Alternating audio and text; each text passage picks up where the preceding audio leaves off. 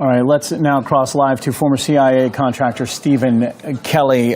Steven, thank you very much for being with us here on RT International. Unfortunately, again, under these types of circumstances.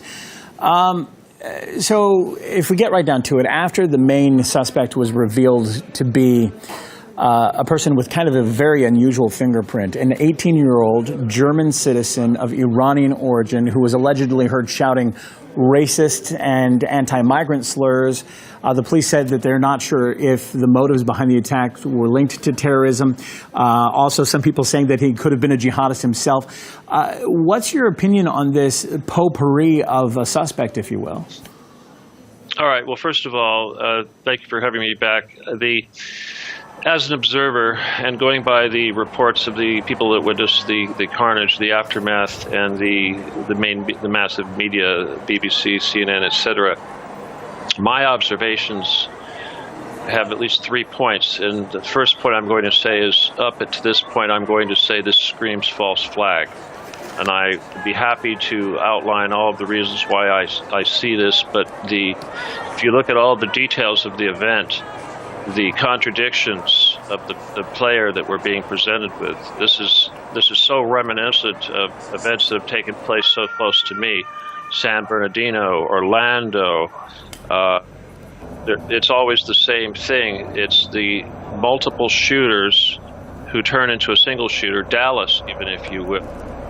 And then the same body that turns up out to be, police did not even witness the death of this person, but they've got a convenient body to pin this to, and suddenly becomes the motives of this lone individual as opposed to a much broader agenda of 3 shooters who are clearly coordinated and trained.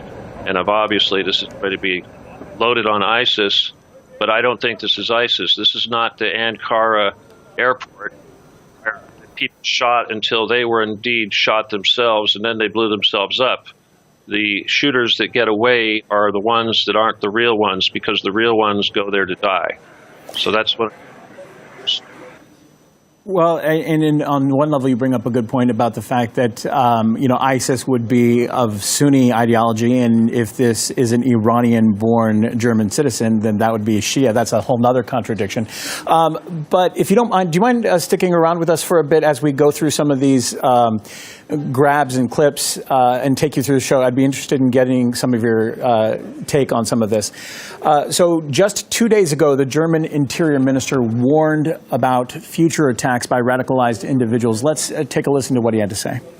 The entire EU, with Germany its focal point, is the target of international terrorism. Therefore, I've been saying for some time now that we're in a serious situation, and we have to expect attacks by small groups or radicalized lone operators in Germany. So very well aware of the fact that, police can't be everywhere at every single moment, but many people on social media say that the German authorities should have prevented this massacre, should have been able to, at least, in light of the recent axe attack on the train in Bavaria. They were aware that something like this could happen. Do you think that that's a fair assessment?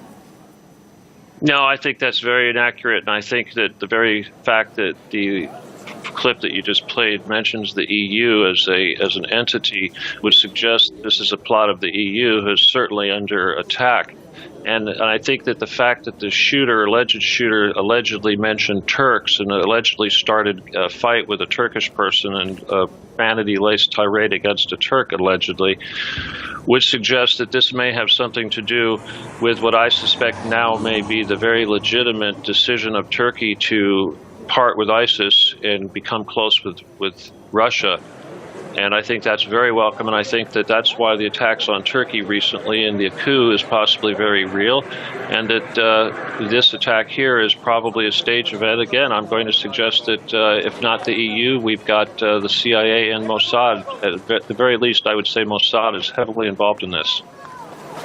And Stephen, Daniel Hawkins here in the studio co-hosting with Sean today. As we get to see the sort of aftermath of the attack, let's also just take a look at some footage from Munich there, where people, as you can see, being told to hold their hands up above their heads to pass by the police officers to lay on the ground. Similar scenes, of course, witnessed in Nice last week when people were escorted by those security services with their hands on their head after that lorry sped into crowds, killing scores of people. Just back to you now, Stephen. Manuel Valls hit some controversial notes, didn't he, with his statement that France would have to learn to live with fear that more innocent blood would be spilt. Do you think that constant fear of terrorism and indeed lone wolves attack, which are very hard to prevent, is that a new reality, as Val said, that Europeans just have to get used to living with?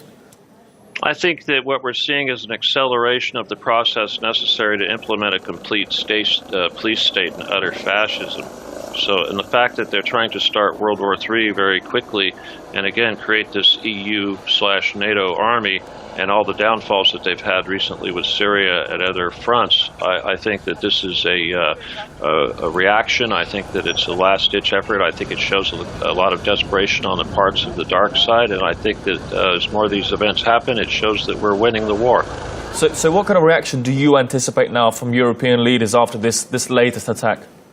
I expect that the European leaders will treat the people like prisoners, and they will get them to do things like put their hands over their heads, which is something that they should never do.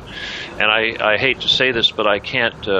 I think here in the United States we have an armed society, and in many places there's no way that somebody could walk into a McDonald's bathroom, load a gun, and walk out and start shooting without expecting to be dead very soon. Stephen, Sean Thomas here again.